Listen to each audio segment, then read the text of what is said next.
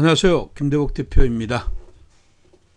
6월 26일 시장이 빅 이벤트를 앞두고 관망세 속에 혼조 장세로 마감이 됐습니다. 먼저 영상 청취하기 전에 좋아요, 구독하기 버튼을 눌러주시면 저에게 큰 힘이 됩니다. 자, 오늘 시장의 흐름들을 보면 코스피가 이제 지난주에 갭상승 이후에 약간 지루한 시장 흐름들을 보였습니다. 하지만 오늘 시장 흐름들은 그 상승의 맥을 그대로 유지하는 이런 가격 조정이 나왔다, 이렇게 볼 수가 있습니다. 지난번에 갭상승한 자리를 오늘 시장 흐름들에서 지켜주는 이런 자리가 됐죠. 그렇게 보면 코스피 같은 경우에는 여기에 갭이 일단 키포인트이고요. 갭이 키포인트고 60일이 이렇게 하향하고 있다는 점이 키포인트입니다. 그러면 60일의 저항을 받으면 시장 흐름들이 급격히 밀어줘야 되는데 안 밀고 지금 현재 위로의 변화를 주고 있다, 이렇게 보면 역시 지금 현재 우리 시장에 대한 기대감이 여전히 있다, 이렇게 볼 수가 있고, 지금은 현재 21선의 기울기가 이렇게 돌아가고 있는 자리니까 아래로 내리면 매수가 들어올 수가 있는 자리죠. 그렇지만 여기 지금 보시면 행보 수렴하면서 각도를 만들지 못했어요. 그렇기 때문에 시장은 이렇게 다이렉트로 올라가기는 어렵다, 이렇게 보입니다. 시장이 이렇게 올라와서 눌려주고 지금 현재 이렇게 점핑했는데 이렇게 돼 있잖아요. 그러면 아래로 살짝 누르는 척 하다가 이렇게 오르거나, 지금은 위로 오르다가 이렇게 내리는 이런 자리, 아니면 지금 현재 위로 오르다가 내렸다가 다시 위로 올라가는 이런 시장 흐름인데, 내일 모레가 단기적으로 변곡점이라고 생각하기 때문에 시장 흐름들은 오르면 일단 팔고 내리면 사는 이런 전략이 저는 유효하다, 이렇게 보겠습니다. 그래서 상단은 2135라인에서 50라인까지 열어두는 이런 전략이 필요하겠고요. 하단은 2090 영역, 이런 자리는 여전히 매수의 관점에서 접근하는 전략 유효하다. 그러나 단기적인 시각에서 시장을 공략하는 게 시장 공략의 맥포인트다, 이렇게 볼 수가 있겠습니다. 자, 코스닥 보겠습니다. 자, 코스닥 보니까 코스닥은 지금 현재 각도 있게 밀었잖아요. 그죠? 그래서 각도가 예각으로 미니까 좀 부담스러운 겁니다. 이게 직전의 고점을 넘지 못하는 이런 자리가 꼭지에서 나오는 경우가 많아요. 지금 이렇게 올라가서 직전의 고점을 넘지 못하고 밀었다, 이렇게 올라가서 이렇게 밀었는데 여기를 깨고 나니까 시장 흐름들은 아래로 내려가려는 시장 흐름들이 굉장히 강한 자리다, 이렇게 보입니다. 하지만 여기를 잘 보시면 여기가 갭이잖아요. 돌파갭이잖아요. 돌파갭을 만들고 나서 시장은 위에서 고점을 만들었지만 아래로 내려오면 21선과 돌파갭이 지선 역할을 합니다. 근데 오늘 21선은 살짝 이탈했잖아요. 그런데 주가가 21선의 방향성이 이렇게 올라가는 자리에서 이렇게 21선을 하향했다는 얘기는 주인이 하이, 위로 올라가고 싶어 한다, 이런 얘기입니다. 그렇죠? 그렇게 보면 주인이 하이 하는 이런 자리라면 지금 아래로 내려왔을 때 이 데드크로스는 역시 매수의 자리다, 이렇게 보는 겁니다. 따라서 C파동의 C파동의 하락 흐름은 아침에 말씀드린 대로 704에서 707이다, 이렇게 봅니다. 그러면 오늘 706으로 갔다면 거의 중심에 온 거다, 이렇게 보겠고, 내일 시장 흐름이 아래로 눌리더라도 이 자리를 맞으면 위로의 변화가 나올 거다, 이렇게 보겠고요. 위로 나온다면 725 전후 이 자리에서 짧게 한번 챙겨가는 이런 전략이 필요하다, 이렇게 보입니다. 코스닥도 지금 현재 주체가 오랜만에 그 외국인들이 조금 매수했습니다. 그렇지만 연속적으로 그 하락했다는 점을 주목해야 되고, 그러나 상대적으로 코스피만 강하고 코스닥만 약해지는 이런 차별화된 장세가 계속 진행되기는 어려운 자리다, 이렇게 보이고요. 코스닥도 각도가 있는 만큼 위로 강한 반전의 고리를 만들 수 있는 자리다, 이렇게 보니까 해외 시장이 조금 움츠리더라도 그것은 오히려 좋은 매수의 기회로 활용하는 전략 유효하다, 이렇게 말씀드리겠습니다.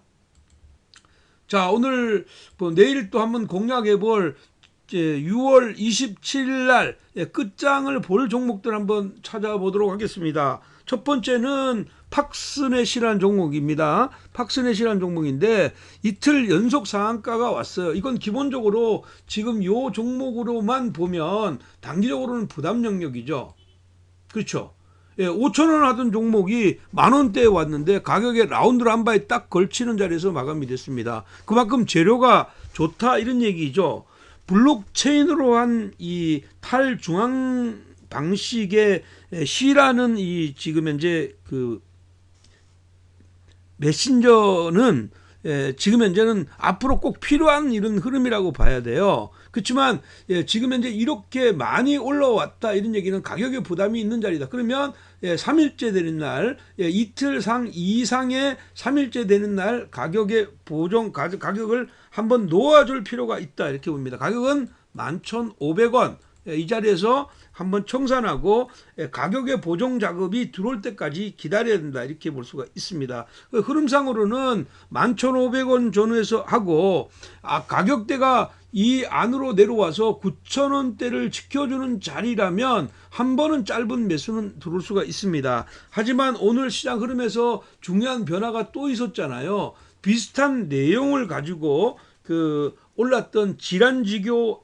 시큐리티 이게 오늘 상한가를 갔는데 이것도 동일 재료 비슷한 재료를 가지고 움직였다. 그러면 2등주자가 나온 거 아니에요. 그러면 1등주자가 실 때 2등주자를 사는데 이 2등주자는 눌림목 공략이에요. 첫 번째 이렇게 상한가를 갖는 주자 질환지교가 오늘 첫 상한가라면 다음 날에는 음봉을 공략해야 되니까 아침에 공략하는 것이 아니라 중반 이후에 눌림목을 공략해서 금요일 날 그리고 월요일 날 파는 전략으로 가는 전략 유효하다 이렇게 말씀드리겠고요.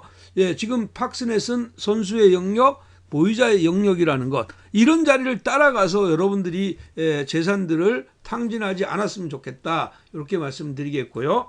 자, 두 번째 종목은 어저께 여러분들한테 말씀드렸던 비덴트이죠. 자, 가상화폐 시장이 지금 현재 15,000원대를 넘어가는 이런 시장은 비트코인이 15,000원대를 넘어갔다. 이것은 뭐 여기서 주는 의미는 굉장히 크다 이렇게 말씀드렸어요.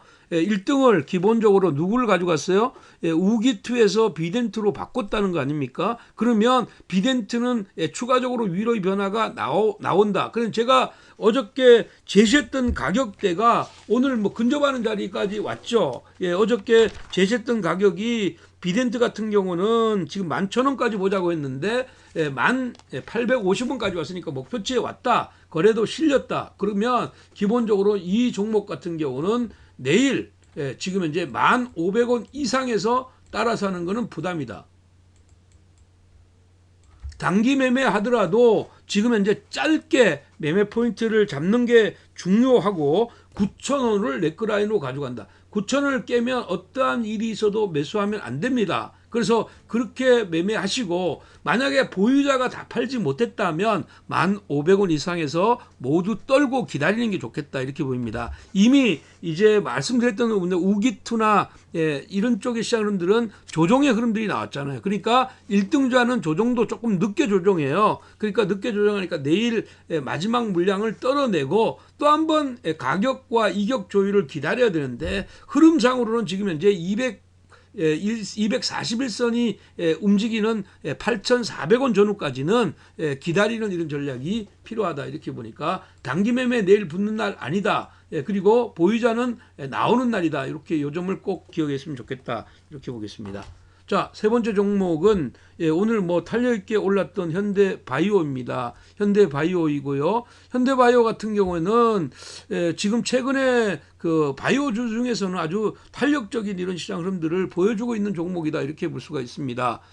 대주주 CM팜 이번에 이제 노엘 항암 테라피 발표 소식에 상한가를 기록했는데 그 이전에 시장 흐름들이 굉장히 좋았다는 거예요. 여기 보시면 상한가를 가고 나서 위로 올라가서 가격 조율을 받고 올라가서 가격 조율을 받고 올라가서 가격 조율을 받고 올라갔다 이런 얘기입니다. 첫 번째로 끝난 적이 없잖아요. 상한가로 갔을 때. 그렇게 되면 두 번째 자리까지 추가적으로 위로의 변화가 나올 수 있는 자리다 이렇게 보입니다. 1차적으로는 24,000원까지 잡아주는 전략이 필요하고 2차적으로는 만약에 조정받았다가 재올라가면 29,000원까지 열어두는 전략이 필요합니다. 하지만 시장이 만약에 내일 위로 올라가서 만약에 내려와서 29,900원을 깨게 되면 기본적으로는 19,000원, 그러니까 19,000원을 네크라인으로 가지고 가는 전략이죠. 보유자는 19,000원을 이탈하면 모든 포지션을 청산한다 이렇게 보겠고요. 단기 매매자는 내일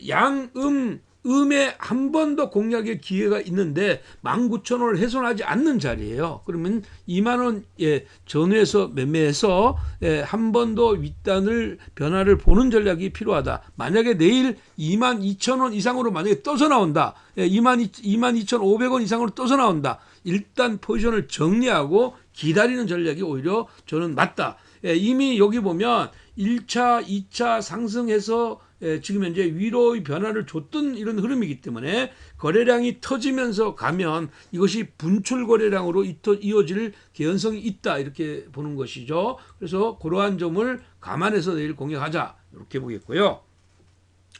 자, 그 네 번째 종목은 KMW입니다. 5G이고요. 이 KMW는 워낙 많이 말씀을 많이 들어서 여러분들 다 아시는 종목이죠. 그래서 가격대도 이미 다 말씀드렸던 거고요.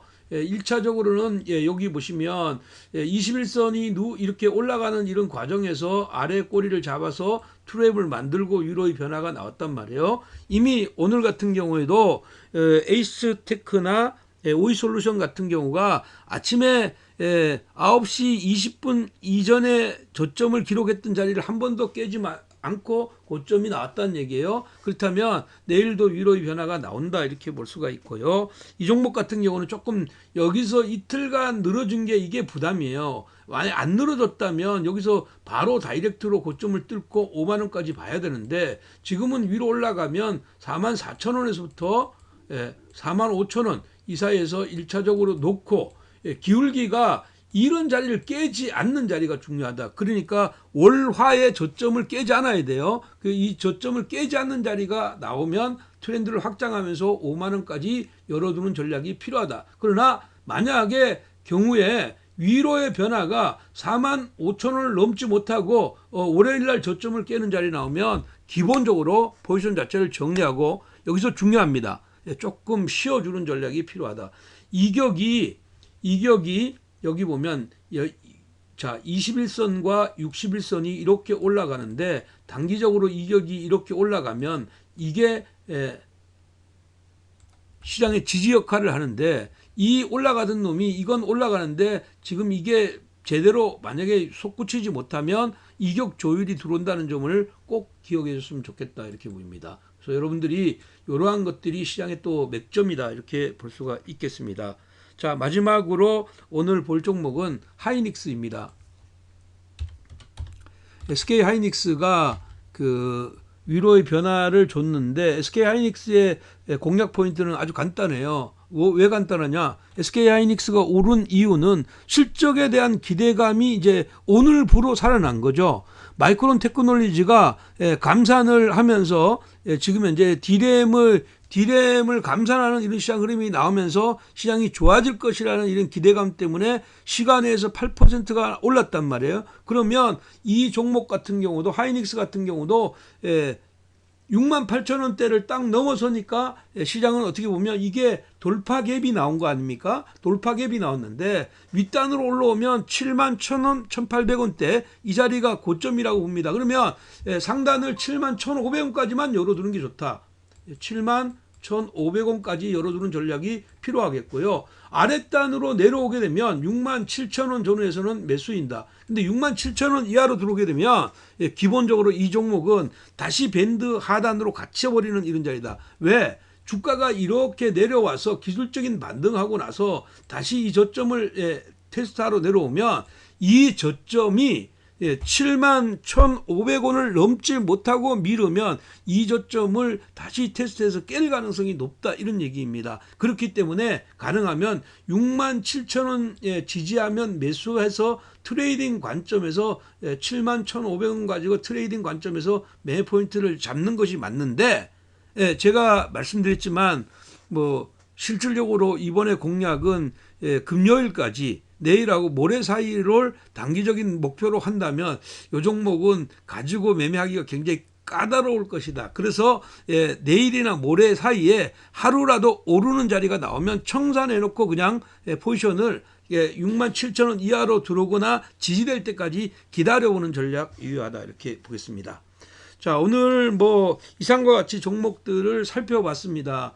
미국 시장은 어저께 이제 그 트럼프 대통령과 제넌 파월 사이에 어떻게 보면 힘의 경쟁을 하는 듯한 느낌을 받았죠. 그렇지만 근본적인 것은 그 미국이 7월 달에 금리를 50 베이스 포인트는 인하하지 않을지라도 25 베이스 포인트, 0.25 포인트는